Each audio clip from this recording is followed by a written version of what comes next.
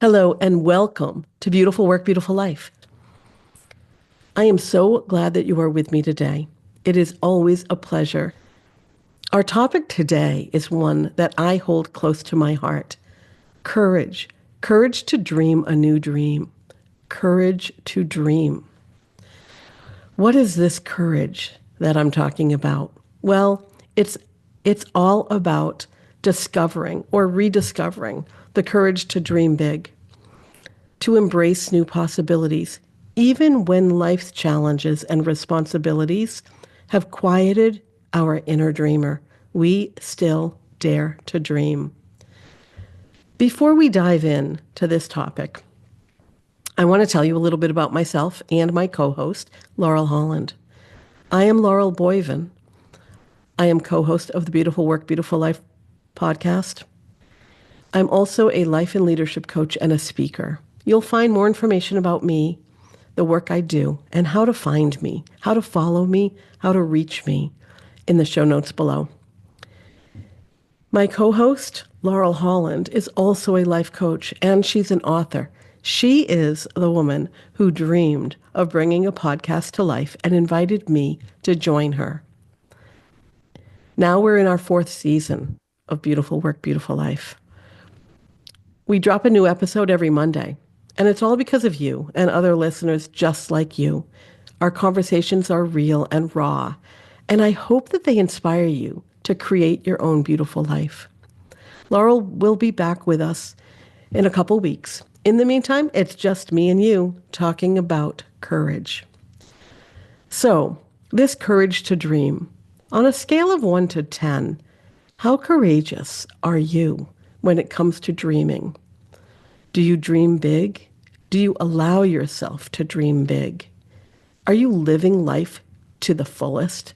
Are you living your fullest potential? Or are you dreaming small? Are you keeping your dreams small and silent? Are you living small, holding yourself back, even though you know you are meant for more? Holding yourself back even when you know there's more to life than what you currently are living. That's what I'm talking about when I'm talking about the courage to dream. Letting go of your smallness. So recently I had a conversation with a client, a 23-year-old engineer who began his career just last summer after graduating from college. During the conversation, he expressed something I hear often. He expressed this feeling that he was meant for more. His words resonated deeply with me because I and many other people that I know, my clients included, have had this sense of being meant for more, a sense that there's more to life than what our current reality is. And this awareness, this sense, it sparks something in us, something that's hard to put our finger on, something it's hard to name, to identify, even to feel this longing. It's an internal longing. And if you felt it, you know what I'm talking about. This sense of longing, and it might just be a nudge that takes you deeper into curiosity about what else is out there for you. What is your purpose in this lifetime? And all of that longing, that questioning, that discovery, that curiosity, it can lead to an internal conflict or become an internal conflict. And back to this conversation with my client, I sensed that he was feeling some internal conflict. He shared with me that he had been raised to be hardworking and humble and in service of others, to be generous and giving and kind. And when he had this sense that he was meant for more, that there was more to life than he was currently experiencing, and that he was capable of more, he was really worried about how that would appear to other people. Would he appear egotistical and greedy? So I want to challenge you with these questions as well. Are you someone who knows you're meant for more, who knows there's more to life than what you're currently experiencing? And if so, how can you balance humility with big aspirations, with a desire for more? Can we, can you, can I, can we honor our desires and remain grounded in our humanness, in our generosity, in our kindness? Can we have both? It's a dilemma. I would love to know what you think. You know, as adults with responsibilities and relationships and expectations placed on us, it's hard for us to dream sometimes. Dreaming can feel frivolous or selfish. We can worry about being perceived as greedy and egotistic if we want more. Yet, as children, we are big dreamers. We are natural dreamers. Dreaming comes easily to us. We don't even know our limitations. We are limitless, and we expect life to give us endless, unlimited goodness. And somewhere along the line, we lose that.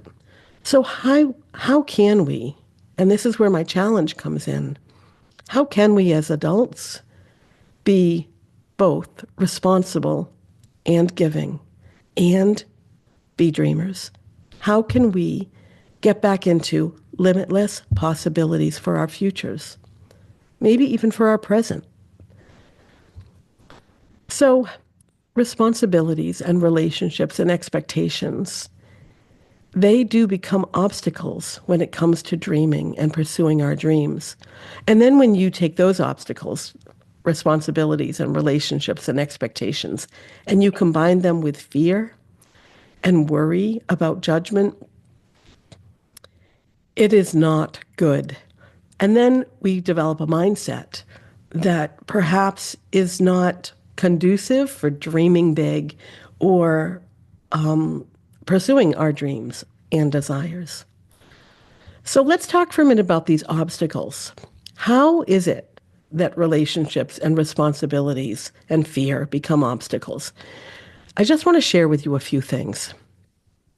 So this is the tie between our relationships and our lack of dreaming.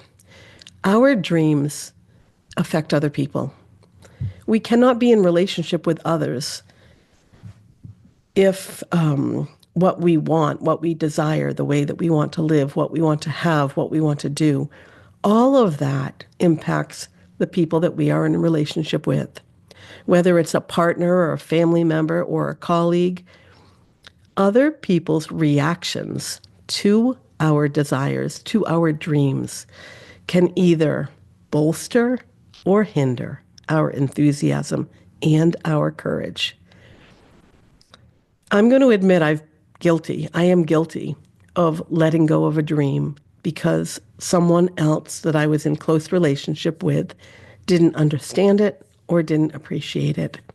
I put it on the back burner. I let go of it because it was easier than pursuing a dream when someone I was close to didn't also believe in that dream. So there it is, an obstacle. Our relationships can be obstacles to dreaming. Fear of judgment. Let's talk about this for a minute. We worry almost all the time about what other people think of us. We worry about their judgment, their opinion, their expectations of us. And we combine that worry of what others think, about that worry about being judged. We combine that with our own worry, our own fear of failing. Sometimes we even fear succeeding. When I think about this, it impacts a lot of people. We worry about succeeding because if we succeed, who will leave us and who will stay with us? Who will see us as this more successful person? And sometimes we even fear dreaming at all because we don't want to be disappointed. So our fear of judgment really does come into play when we are dreaming or not dreaming, it can be an obstacle. And tied to the relationships and the fear of what others think is the influence that other people have over us. Our friends, family, and societal norms can subtly, or sometimes not so subtly, shape what we think is possible or acceptable for ourselves. This happened to me.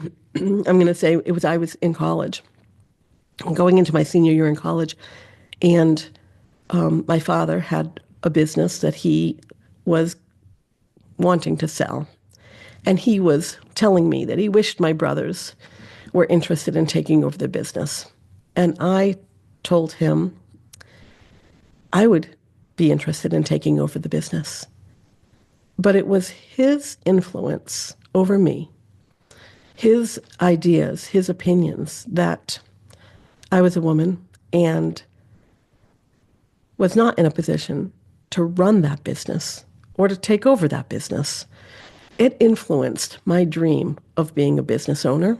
It squashed that thought of me being a business owner as quickly as it came. I wonder what he would think now that I am a business owner. Okay, back to the obstacles. So this influence of other people and society norms really can become an obstacle. And our mindset can become an obstacle as well. For many of us, our dreams get really tied up into fears about financial stability. So maybe it's money mindset that becomes an obstacle to our dreaming. How many times have you said, oh, I can't do that because I don't have the money? Or if only I had the money? Or I must stay in this job because I need the money.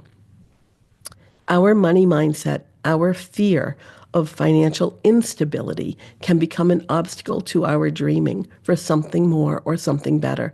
We can silence a dream because of our beliefs about money. I've done some money mindset coaching before, and I have to tell you, one of the very first thoughts that I bring into clients' minds and help them work in is, whose thought was that about money? When we think that money is scarce and we need to be afraid of not having enough, where did we learn that behavior? Where did we learn that mindset?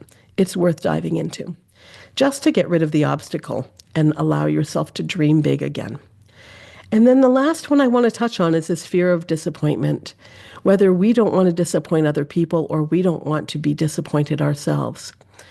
Sometimes we avoid dreaming in order to shield us, to protect us from the pain of unmet expectations. When life doesn't go as planned, because we were dreaming something that has not yet happened, we are disappointed and we don't dare to dream often again. So I just want to remind you that the bigger you dream, the more patient perhaps you need to be. But do not stop dreaming because the dreams that you've had in the past have not come to fruition yet. All right, do any of these obstacles hit home with you? Do they resonate? Which of these obstacles are getting in your way? Something to think about after you're done listening to the rest of this podcast. So overcoming these obstacles takes courage and patience and trust. As I mentioned, patience. What if there was no time deadline to achieve your dreams? What if your dreams were always in the making, always in the process of coming to be? Just something to think about. If you need help overcoming these obstacles, really getting to the bottom of what's stopping you from dreaming, or whether you need help for dreaming again, dreaming big, or dreaming bigger, or pursuing your dreams, I'm here to help you. There's also a few good books that are sitting on my bookshelf that I want to recommend.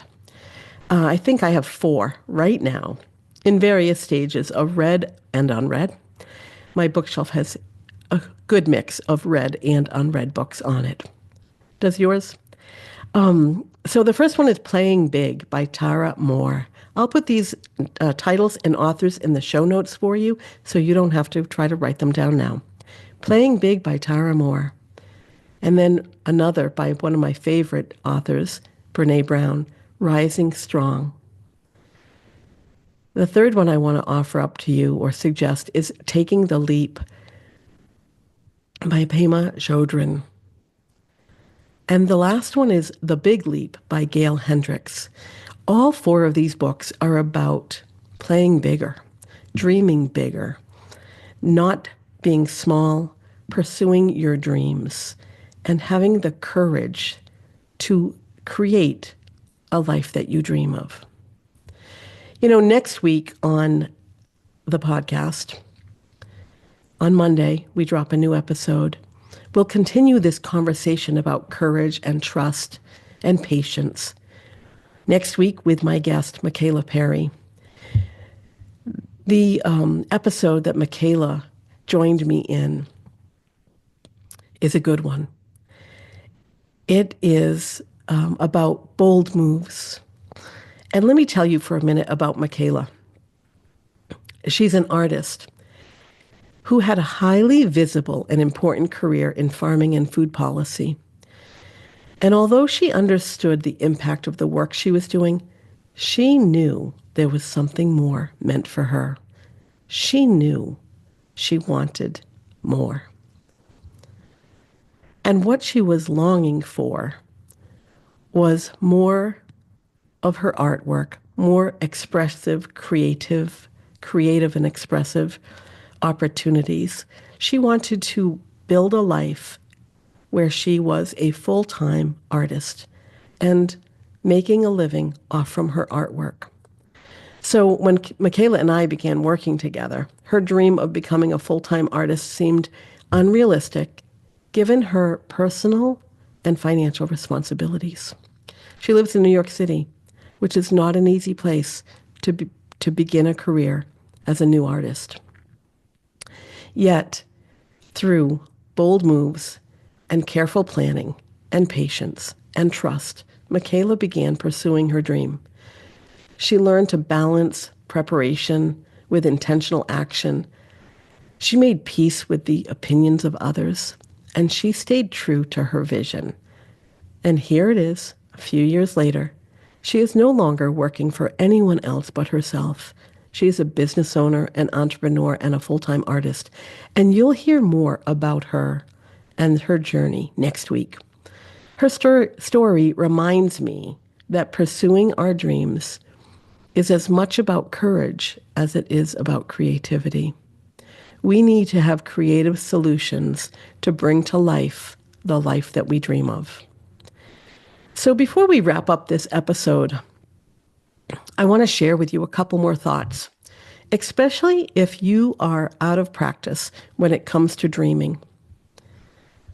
If you feel stuck in the mundane and exhausted by the day-to-day routines, if you put your dreams on the back burner while making sure everyone else is happy and cared for, here's an exercise for you to reconnect with your inner dreamer, with your child self, dreamer, visionary. So first I want you just to sit.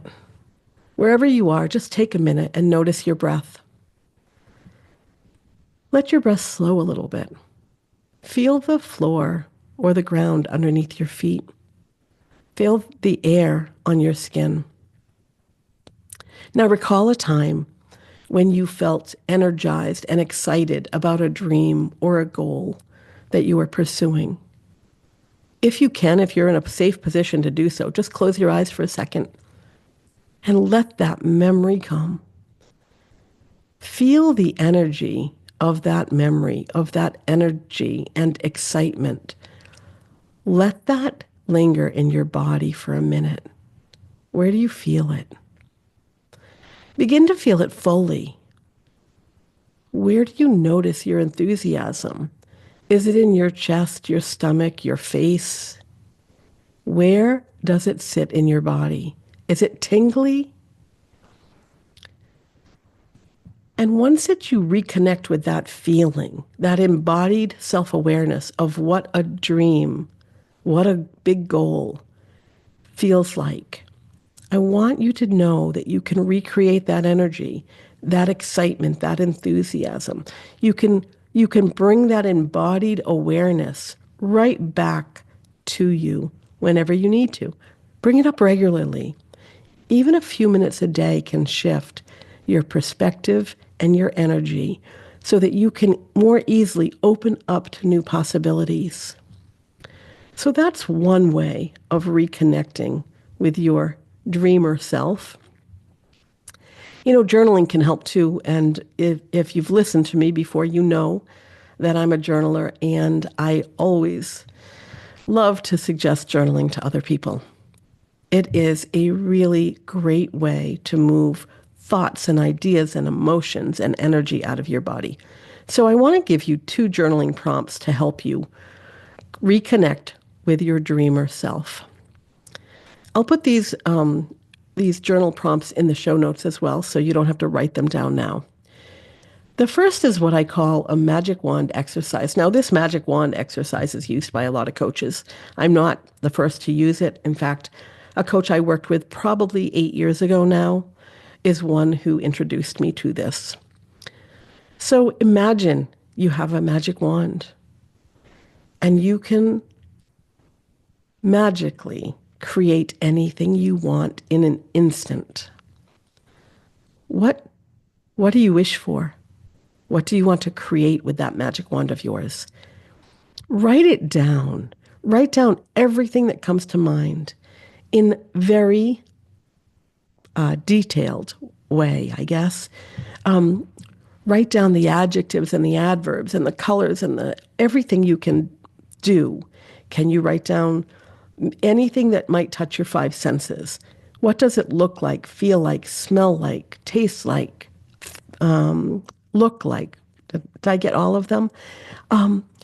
Let that feeling of the magic that you can create with one simple wave of your wand come to be. Write it all out. No matter how big or small, just get creative and write down what your life would look like if you had a magic wand. What would you change? What would this new way of being look like? What would you have that you don't have now? The second journal prompt is one that I use regularly for myself. It was introduced to me by my friend and colleague. She is my business bestie, one of my business besties, Emily Nichols.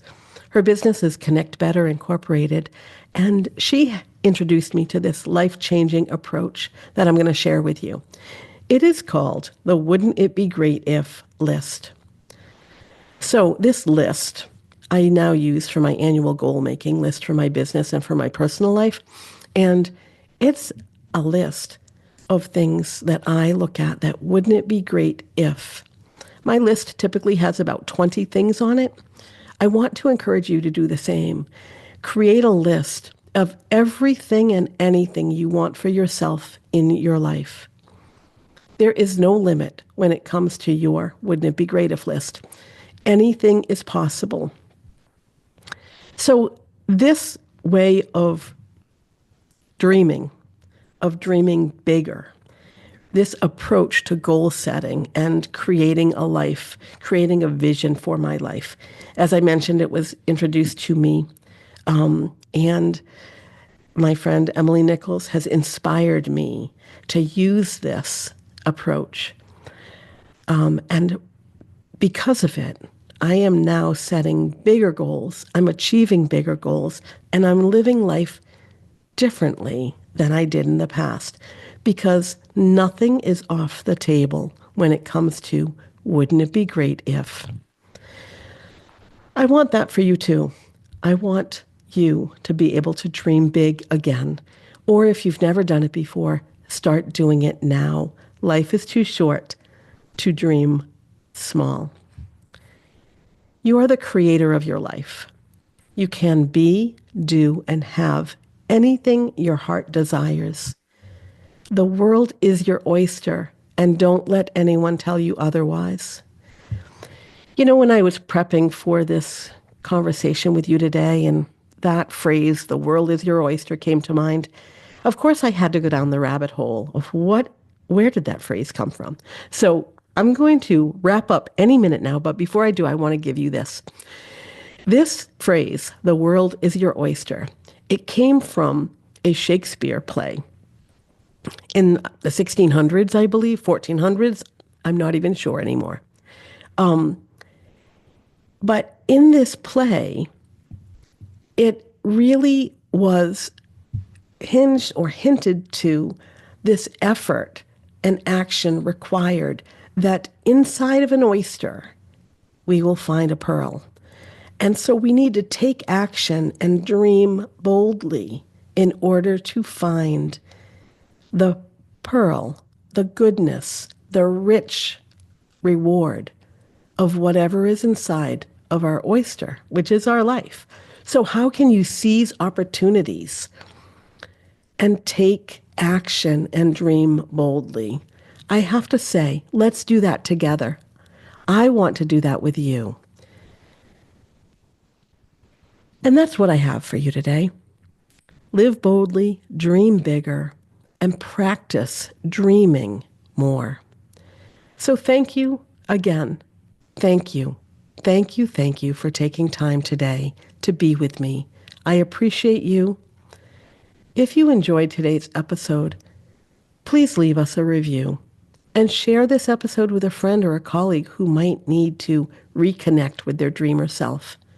Together, we can create a community where dreaming big is normal, where it's celebrated and we don't have to worry about being judged. Until next time, be well.